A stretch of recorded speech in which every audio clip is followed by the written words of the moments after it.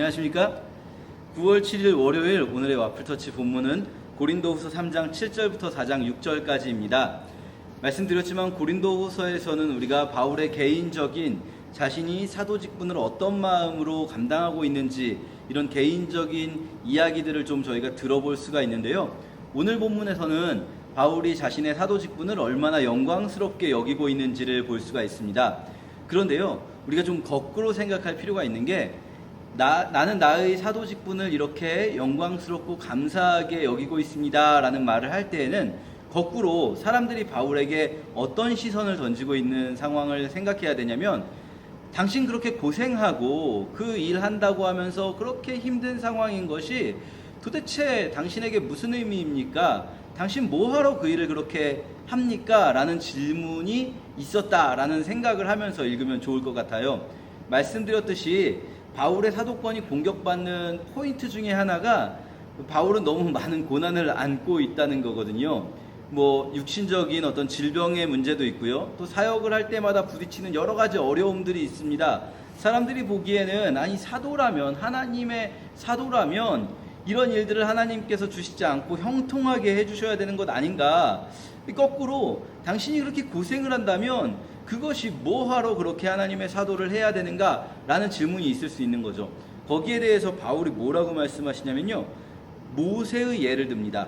모세가 돌에 새긴 율법의 돌판을 받았을 때 그 얼굴의 광채가 빛났었다라는 이 사건을 바울이 가지고 오면서, 돌에 새긴 율법을 받았을 때도 그렇게 영광스러운 빛이 났는데 하물며 지금 이 오늘 본문이 아니라 지난주 금요일 본문에 나왔지만 우리 사람의 마음에 새긴 이 복음을 받은 그것을 전하는 직분은 얼마나 더 영광스럽겠는가. 이것을요 3번이나 반복해서 7절 8절에 그렇고요, 또 9절에도 이 율법은 결국 사람을 죄인이라는 것을 드러나게 하는데, 사람을 죄인으로 드러나게 하는 그것을 받은 직분도 그렇게 영광스러웠다면 사람을 의롭게 만드는 이 복음을 전하는 직분은 얼마나 더 영광스럽겠는가. 또 11절에도 없어질 것, 그 율법의 직분은 결국 없어질 것이고 모세의 얼굴의 광채도 결국은 없어질 것인데, 없어질 것도 그토록 영광스러웠다면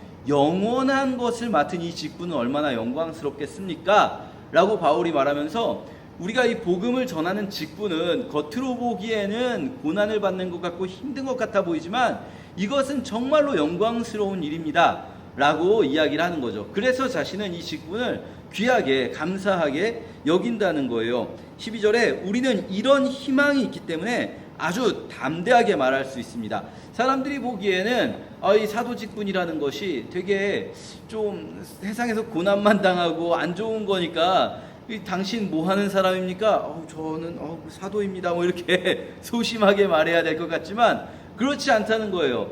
아무리 세상에서 고난을 당하는 일처럼 보일지라도 우리는 아주 담대하게 말할 수 있어요. 왜냐하면 소망이 있어요. 지금은 그렇게 안 보일지 몰라도 반드시 하나님께서 영광을 주실 것이라는 거죠. 그래서요, 사람들이 보기엔 우리가 이 직분을 행하는 것 되게 낙심되는 일일 것 같지만 4장 1절에 우리가 하나님의 자비하심으로 이 직분을 받았기 때문에 우리는 낙심하지 않습니다. 우리는 정말로 모든 사람들 앞에서 거리낌 없이 생활하면서 이 복음을 분명하게 전하고 있습니다 라고 말씀하십니다. 바울이 이 복음을 전하는 사도의 직분을 받은 것을 얼마나 귀하게 여기고 얼마나 감사하게 여기고 있는가 우리가 볼 수 있는 거죠. 당시 상황 속에서 어쩌면은 다른 사람들이 보기에는 되게 안 좋은 직분일 수도 있지만 그렇지 않다는 거예요. 저는 사실 오늘 본문을 읽으면서 저 개인적으로 묵상할 때는 굉장히 부끄러웠습니다. 왜냐하면 요즘 이 어려운 상황 속에서 그냥 물론 약간은 농담처럼 얘기하는 말이기도 하지만 농담 반 진담 반으로 요즘 목사라는 거 어디 가서 말도 못하겠다, 요즘에는 어디 가서 목사라고 말하는 게 되게 부끄럽다, 이런 이야기들을 하거든요. 저희 이제 동역자들과 이야기할 때.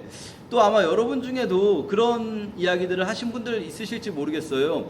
요즘 어디 가서 교회 다닌다는 말 못하겠다, 요즘 어디 가서 교회 다닌다고 하는 게 참 부끄럽다. 물론 이게 약간은 진담 섞인 농담일 수도 있고 그렇지만 그러나 여러분, 아무리 어떤 상황에서도, 물론 바울의 상황과 지금 우리의 상황은 조금 다르죠. 지금 우리는 어쩌면은 이 직분 자체를 부끄러워하는 것이 아니라 우리가 이 직분을 맡았기 때문에 책임감을 좀 느끼면서, 또 어떤 뭐랄까요, 이웃들을 향해서 우리가 더 막중한 책임감을 가져야 된다고 느낄 수도 있어요.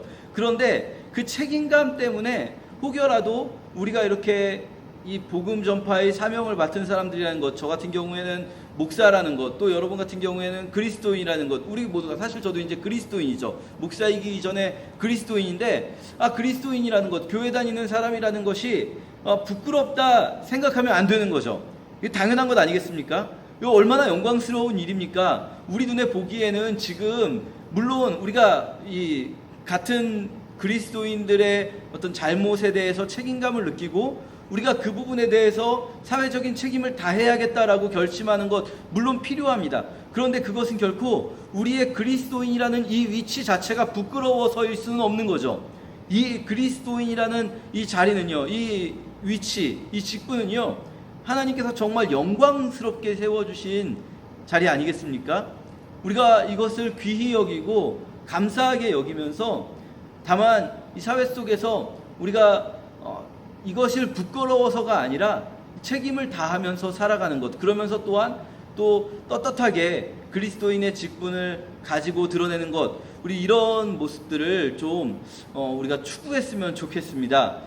오늘 하루 묵상하시면서 어떻게 해야 사람들은 교회 때문에 이렇게 어려운 상황이 왔다라고 말할 때 그냥 무턱대고 그들과 대립각을 세우면서 아니다, 교회는 잘못한 거 없다, 이렇게 할 것이 아니라 정말 어떻게 하면 진짜로 그리스도인으로서 책임을 다하면서 이 당당하게 그리스도인으로서 살아갈 수 있는 그런 상황을 다시 회복할 수 있을 것인가 좀 생각해보는 그런 하루가 되었으면 좋겠습니다. 감사합니다.